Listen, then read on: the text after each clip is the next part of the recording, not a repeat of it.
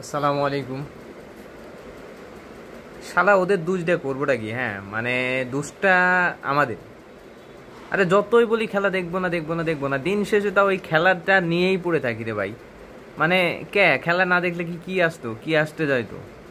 শুয়েছিলাম, খেলা দেখতাম, দেখছি বাংলাদেশ ভালো ব্যাট করতেছে, ওয়াও, একটু এক্সাইটেড হলাম, খেলা দেখি। এই ভালো ব্যাট করতে করতে এক তানজিদ তামিম ছাড়া বাদ বাকি সব ফুল আউট হয়ে গেল রে ভাই। একবার নিকৃষ্ট ব্যাটিং, মানে এটা মানে কি ব্যাটিং এর মধ্যে পড়ে? লিটন কুমার দাস ফেল, ইমনকে ব্যাক করালো, ফেল। সাইফ হাসান হুট করে তারাই হচ্ছে ওপেনিং থেকে নিয়ে এসে নামাই দিল হচ্ছে 5 নম্বরে, মানে 4 নম্বরে নামাই দিল। ভাই একটা ব্যাটসম্যানকে আপনি কতবার উপর নিচে করলে সে ব্যাটটা এমনিই খারাপ করবে। ঠিক আছে, ওপেনিংয়ে রিসেন্টলি ভালো খেলতেছিল না, বাট তারে কন্টিনিউ করান, তার তো ক্যাপাবিলিটিটা কেমন সেটা তো এশিয়া কাপে সে দেখাইছে। তারে আপনি করলেন কি 4 নম্বরে নামাই দিলেন, সেও fail. Nasum fail, Rishad Hossain fail, Sheikh Mahedi সে তো বলই খেলার সুযোগ পায় নাই।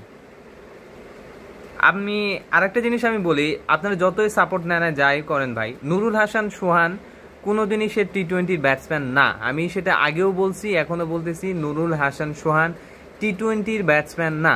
তাকে ওডিআই খেলান, ওয়ানডে খেলান, অনেক বেটার পারফরমেন্স করবে, আমরা তার কাছ থেকে বেটার পারফরমেন্স আশা করি। বাট টি-20 খেলার মতো ক্যাপাবিলিটি, টি-20 খেলার মতো ক্যালিভার আমি নুরুল হাসানের মধ্যে পাই না।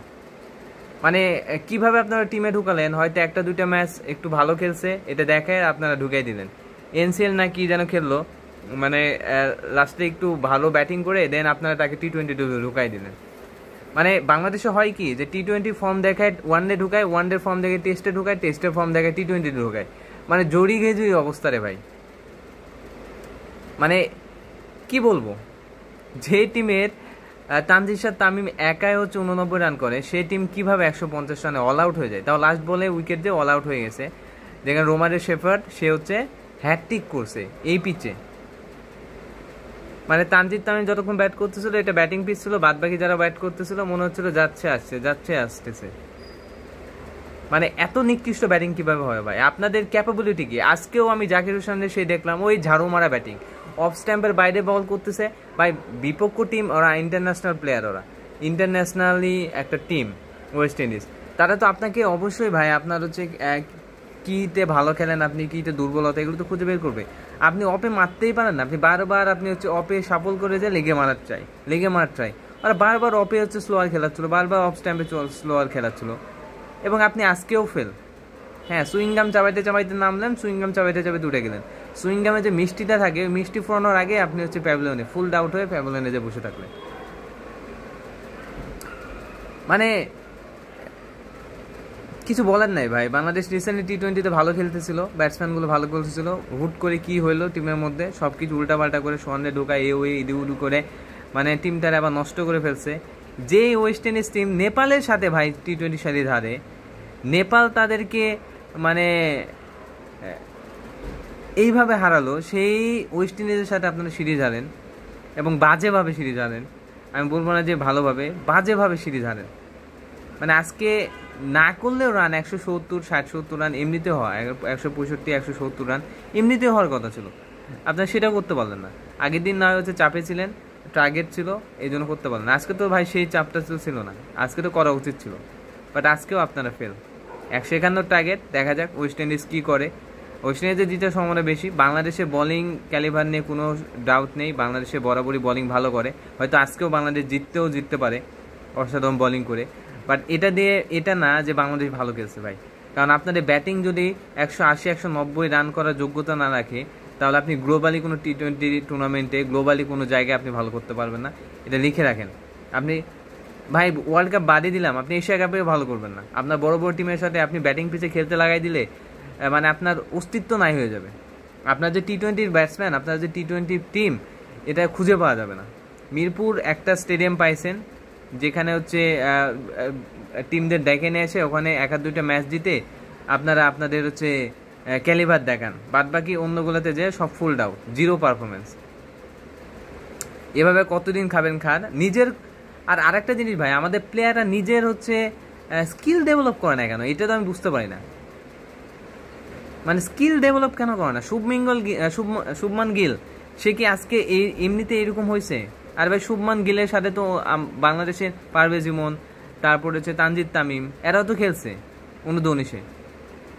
তখন তো শুভমান গিল তো এত বেটার ছিল না, এত ভালো প্লেয়ার ছিল না। বাট এখন কেন হয়েছে? কারণ সে নিজের স্কিলটাকে ডেভেলপ করছে, তার যে দুর্বলতাগুলো সেগুলো খুঁজে বের করে তার দুর্বলতাকে দূর করছে, দেন তাই সে এত সফল। ইয়াশভি জয়সওয়াল আমাদের বাংলাদেশ অনু-19 টিমদের সাথে তো সেও খেলছে। সে নিজেকে কোন লেভেলে নিয়ে গেছে তার স্কিলটা ডেভেলপ করে, মানে তারা দুর্বলতা খুঁজে পাওয়া যায় না। এইরকম মেন্টালিটি হইতে হয় ক্রিকেটারদের। বা আমাদের বাংলাদেশের ক্রিকেটারদের হয় কি, মানে একটা 50 করলো, মানে 50 করার পরে তাদের পোস্ট দেখলে মনে হয় ভাই তারা হচ্ছে 200 করছেন, 200 রান করছে। রিসেন্টলি আপনি রোহিত শর্মা 100 করলো, তাও মনে হয় যে সে এইরকমভাবে এত উচ্ছ্বলিতভাবে পোস্ট করে না। তৌহিদ হৃদয় 50 করার পরে যেভাবে পোস্ট করে, 46 বলে 50 করে যেভাবে পোস্ট দেয়, মানে এটা সেঞ্চুরি করার পরে অন্য দেশে ক্রিকেটাররা দেয়। আপনার মেন্টালিটি যদি এত ন্যারো হয়, মেন্টালিটি যদি এত ছোট হয় যে আমি 50 করেই হ্যাপি, টিমে টিকে গেলাম, তাইলে আপনাকে দিয়ে ভাই বড় কিছু আশা করাটা মানে অসম্ভব। বাংলাদেশে আর সাকিব কেন হয়েছে? কারণ সাকিবের মেন্টালিটি ছিল বড়। সে বাংলাদেশের মতো একটা নর্মাল দুর্বল একটা টিমে খেলার পরেও তার পারফরমেন্সটা সে টিকে রাখছে। সে তাকে গ্লোবালি ব্র্যান্ড তৈরি করছে। কারণ কি? কারণ তার মেন্টালিটি ওই সিম্পল জায়গায় ছিল না। সাকিব তো শুরুতে ভালো ছিল না, তামিম শুরুতে ভালো ছিল না, মুশফিক শুরুতে ভালো ছিল না। তাদের নিজেদেরকে স্কিল আপ করে, স্কিল ডেভেলপ করে তারা আজ এই মুশফিক, তামিম, সাকিব তৈরি হয়েছে। মাহমুদুল্লাহ যে ব্যাটিং করতে হচ্ছে 7-8 নম্বরে, সে নিজেকে তার স্কিলটা ডেভেলপ করার পরে সে 4-5 নম্বরে ব্যাট করে আমরা চ্যাম্পিয়ন্স ট্রফিতে কী করতে পারে সে তার প্রমাণ দেখাইছে। আপনারা কি করতেছেন ভাই? জাকির ভাই আপনি সুইংগাম চাবাইতে চাবাইতে শেষ।